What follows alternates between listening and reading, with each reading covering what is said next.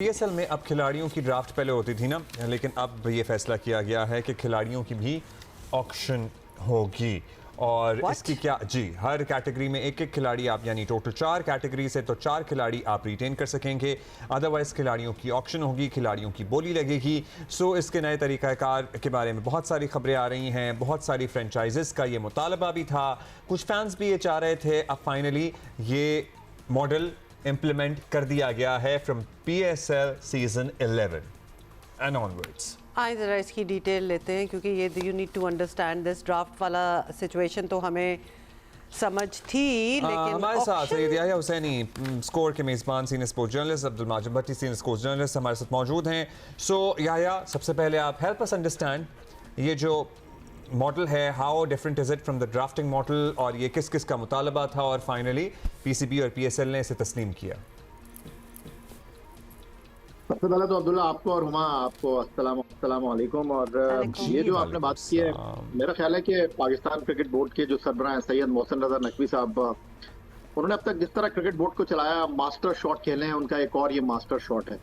क्योंकि देखिए, ये जो 5 पुरानी फ्रेंचाइज थी वो ये कह रही थी कि वक्त हमने दिया है, सरमाया हमने दिया है, और आज अगर पाकिस्तान सुपर लीग में 185 करोड़ की सियालकोट बिकी है, 175 करोड़ की हैदराबाद बिकी है, तो कहीं ना कहीं हम मौजूद हैं। हमने इस लीग को यहाँ तक लाने में मरकजी किरदार अदा किया, इसलिए आप हमें रिटेंशन दीजिए, क्योंकि हमारे पोस्टर बॉय हैं, हमारी खिलाड़ियों के साथ एसोसिएशन है।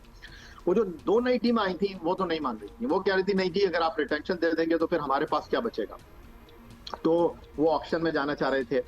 तो chairman cricket board Syed Mohsin Raza Naqvi साहब ने बहुत दानिशमंदाना और बहुत अच्छा फैसला किया। उन्होंने दोनों की बात रखी, वो ऑक्शन पे भी गए, उन्होंने रिटेंशन भी दी, और ये एक अच्छा फैसला उन्होंने किया।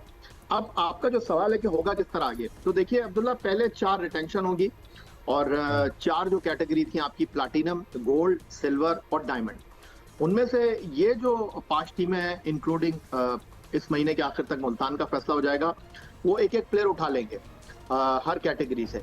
और जब इनके पास 4 प्लेयर आ जाएंगे, 24 प्लेयर चले जाएंगे, तो फिर हैदराबाद और सियालकोट के पास भी ऑप्शन होगा कि वो अपनी मर्जी से 4 प्लेयर पिक कर लेंगे। तो हर टीम के पास जो है 4-4 प्लेयर आ जाएंगे। इसके बाद ड्राफ्ट नहीं होने वाला, इसके बाद होगा ऑक्शन। अब आपका सवाल ये है कि ऑक्शन में क्या होगा, क्या वही प्लाटिनम, सिल्वर, गोल्ड, डायमंड? नहीं, ऐसा नहीं होगा।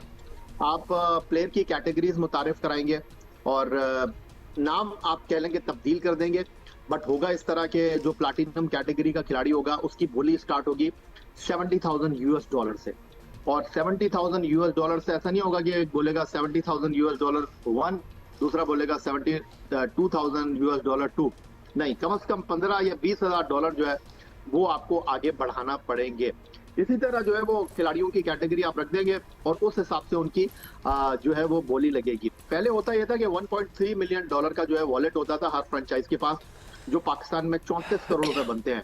अब इसको बढ़ाया गया है, $1.6 मिलियन का वॉलेट रखा गया है, जिसके साथ आप खिलाड़ियों को परचेज करेंगे, जो पाकिस्तानी रुपये में बनता है 44 करोड़ 75 लाख रुपए। तो अब ये चीज फ्रेंचाइजेस के पास होगी कि उनके पास जो 44 करोड़ 75 लाख है, उनमें से उन्होंने अपने स्क्वाड में खिलाड़ियों को मुंतखब करना। ऐसा नहीं होगा कि वो किसी खिलाड़ी को 15 करोड़ में उठा लेंगे। अगर 15 करोड़ में उठा लेंगे के लिए पैसे कहाँ बचेंगे, बाकियों का क्या करेंगे?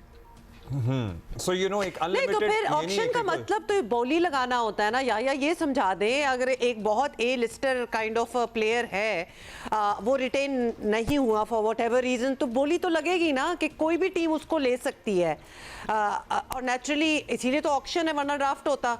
एम आई राइट? देखिए, ऑप्शन का जो बुनियादी मकसद है, और अगर आप इसका तर्जुमा करेंगे तो वो यही होगा कि आप बेहतर बेट करेंगे और प्लेयर को बाय कर लेंगे।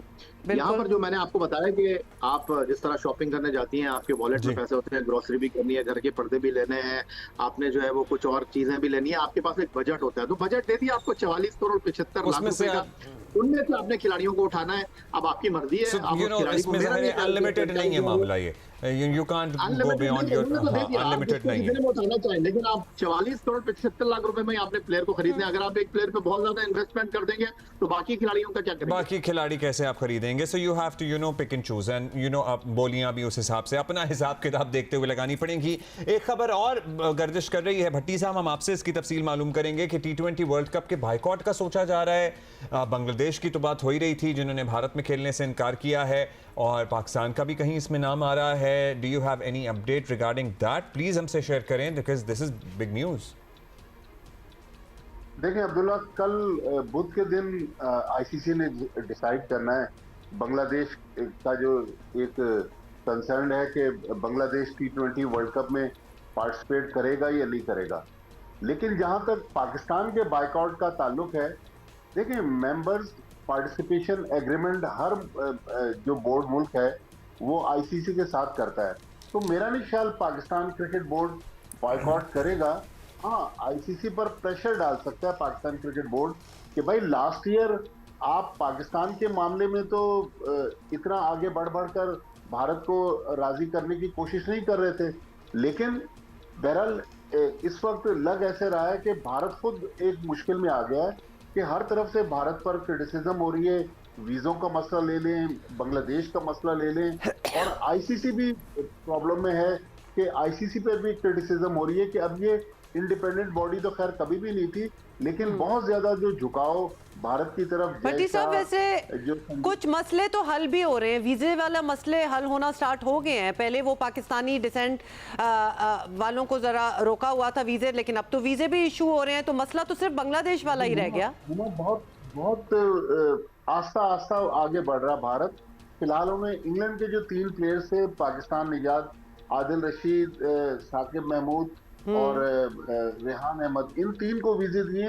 बाकी अभी भी कोई 30-32 लोग जो हैं जिनका पाकिस्तान से ताल्लुक है वो लटके हुए हैं। अब जिस तरह मुश्ताक अहमद पाकिस्तान से उनका ताल्लुक है, वो बांग्लादेश की टीम के स्पिन बॉलिंग कोच है। मुश्ताक अहमद का वीजा जो है वो भी अभी तक लटका हुआ है। तो देखिए भारत ने ये जो मुस्तफिजुर रहमान वाला मसला हुआ है, तो भारत को अब मुंह की खाना पड़ रही है कि भारत का एक सजा सजाया जो एक स्टेज था वो खराब हो गया। भारत जो है आखिरी वक्त तक मुश्किल में है। अब ये देखना है कि आईसीसी अपना जो कार्ड है वो कल किस तरह खेलता है। अगर बांग्लादेश को T20 वर्ल्ड कप से निकालकर और फिर स्कॉटलैंड को डाल देता है, जो भारतीय मीडिया रिपोर्ट कर रहा है, तो पाकिस्तान क्रिकेट बोर्ड भारत के साथ बिल्कुल खड़ा होगा, और दूसरे भी मुल्क भारत वो बांग्लादेश के साथ आपका मतलब है बांग्लादेश के साथ, जी हाँ सॉरी। लेकिन ऐसा नहीं होगा कि एक इजी सेलिंग आईसीसी को मिल जाएगी। आईसीसी के लिए काफी मुश्किल आ गई है, और मेरा ख्याल में ये एक ऐसा टूर्नामेंट है। लेकिन अब्दुल्ला रहमान, लोग बात करते हैं ना कि माजी में भी एक वाकया ऐसा हो चुका है। 2009 में जब इंग्लैंड ने मेजबानी की थी T20 वर्ल्ड कप की, मैं और याया दोनों हम वहां मौजूद थे, तो उस वक्त जिम्बाब्वे की टीम को बरतानवी हुकूमत ने वीज़े नहीं दिए थे। रॉबर्ट मुगाबे की जो पॉलिसीज थी, तो जिम्बाब्वे को टूर्नामेंट से निकालकर नेदरलैंड को टूर्नामेंट में शामिल किया गया। तो माजी में भी एक मिसाल मौजूद है, लेकिन इस बार मेरे ख्याल में आईसीसी भी प्रेशर में है, और भारतीय क्रिकेट बोर्ड उसको तो मुंह की खाना पड़ रही है कि उन्होंने मुस्तफिजुर रहमान का ये मामला इस टूर्नामेंट के बाद भी उठा सकते थे, लेकिन अच्छा हुआ उन्होंने पहले ये मामला उठा लिया और अपने लिए प्रॉब्लम्स क्रिएट कर ली।